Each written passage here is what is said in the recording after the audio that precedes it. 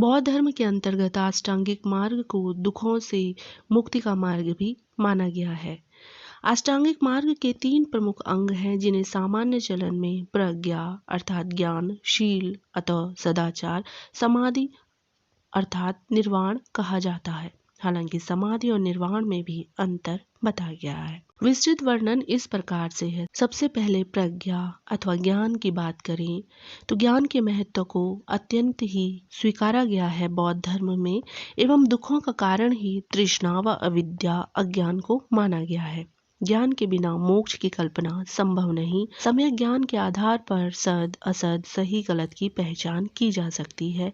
इस आधार पर मनुष्य सत्कर्मों की ओर प्रेरित होकर नीर चीर के प्रति विवेकपूर्ण होता है, एवं विवेकशीलता, तार्किक लॉजिकल होना मानव का धर्म और बौद्ध धर्म का मुख्य आधार भी है। इस रूप में क्या उचित है क्या अनुचित है इसका फर्क भी जरूरी है। किस कार्य को करना है और किसको नहीं करना, किस कार्य से किसी के हृदय को पीड़ा हो सकती है, इसे समझना सोचना ज्ञान की अवस्था है। तो कार्यों के प्रति जागरूकता होना, कॉन्शियस होना, चेतना होना ज्ञान की या प्रज्ञा की अवस्था है। दूसरा, शील व सदाचार। सम्यक ज्ञान के अभाव में निर्वाण संभव नहीं हो सकता। सम्यक का अर्थ है न अधिक न कम, मध्यमार्गी होना। सम्यक ज्ञान हेतु शरीर का शुद्ध होना आवश्यक है, एवं शरीर की शुद्धता शील आचरण से ही मात्र संभव है। शील का तात्पर्य सात्विक कर्म, सम्यक कर्म व सदाचार अपनाने से है। बौद्ध धर्म में गृहस्थ व भिक्षुकों के लिए कतिपय शील पालन करना मूल कर्तव्य माना गया है। गृहस्थ हेतु पंचशील व भिक्षुकों हेतु दशम शील की विधि बताई गई है। भिक्षुक यानी कि साधक जिन्हें कहा जाता है। यह दशम शील इस प्रकार है। प्राणातिपात विरति अर्थात हिंसा से दूर विरति रहना। आदता दान विरति, प्राप्त नहीं हो सकने वाली वस्तु को नहीं लेना अर्थात चोरी नहीं करना। काम मिथ्याचार विरति, काम यानी कि सौंदर्य, आकर्षण, लालसा।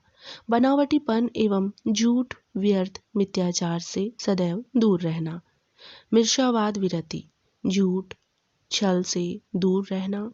सुरा मैरय प्रमाद स्थान विरति यानी कि नशा, विलासी वस्तुओं, गरिष्ठ भोजन पदार्थ, आलस, सुस्ती से भी दूर रहना, विरत रहना। यह शुरू के 5 जो शील हैं जिन्हें पंचशील बौद्ध धर्म में कहा जाता है, यह गृहस्थों हेतु है। अब आगे जो बाकी के 5 शील हैं यह दशम शील के रूप में साधकों के लिए है। अकाल भोजन विरति यानी कि कुछ समय पर भोजन ग्रहण करने से वर्जित रहना। नृत्य गीत वादित्र विरति यानी कि नृत्य गायन वाद संगीत से सदैव दूर रहना।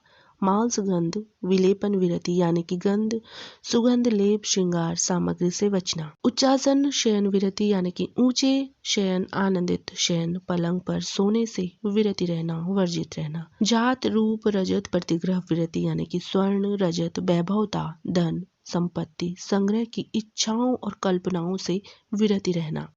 इस तरह से यह दशमशील की बात बौद्ध धर्म में मानी गई है और प्रारंभ के पंचशील जैसे कि गृहस्थों के लिए है और शेष जो पंचशील सहित दशमशील है वह साधक व भिक्षुकों के लिए है। इन शीलों का पालन करने हेतु मानव को ज्ञान प्रज्ञा पर निर्भर होना पड़ता है, यानी कि वही व्यक्ति इन दशम या पंचशील को धारण करने में सक्षम हो सकता है जो कि विवेकशील हो, क्या उचित तथा क्या अनुचित है, किस बात से अन्यों को पीड़ा हो सकती है या किस बात से पीड़ा नहीं हो सकती।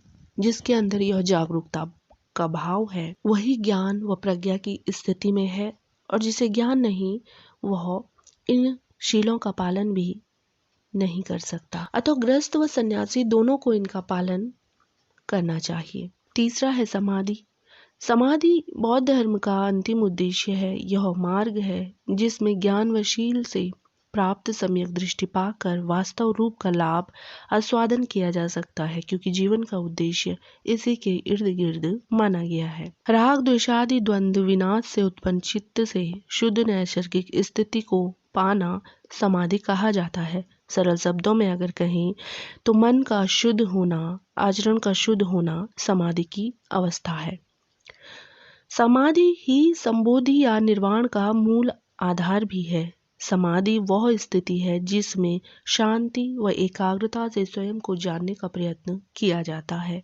बौद्ध धर्म में माना गया है कि आनंद व शांति से मन को हटाकर एक उपेक्षा भाव को लाने का प्रयास किया जाना तथा सुख व दुख दोनों विरोधी विचारों से अलिप्त होकर इन दोनों ही विचारों को त्याग कर इनसे मुक्त रहने का प्रयास समाधि है।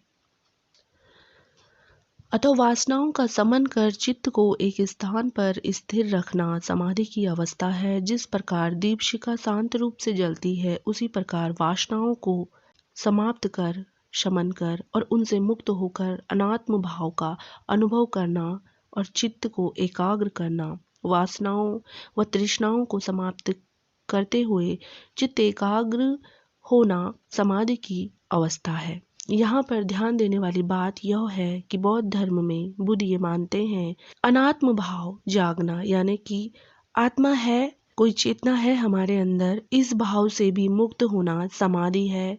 मोक्ष की भी कल्पना जब नहीं रहती है, जीने की कल्पनाएं, अभिलाषाएं समाप्त होकर जब हम स्वयं की ओर बढ़ते हैं, तृष्णाओं से मुक्त हो जाना समाधि की अवस्था है।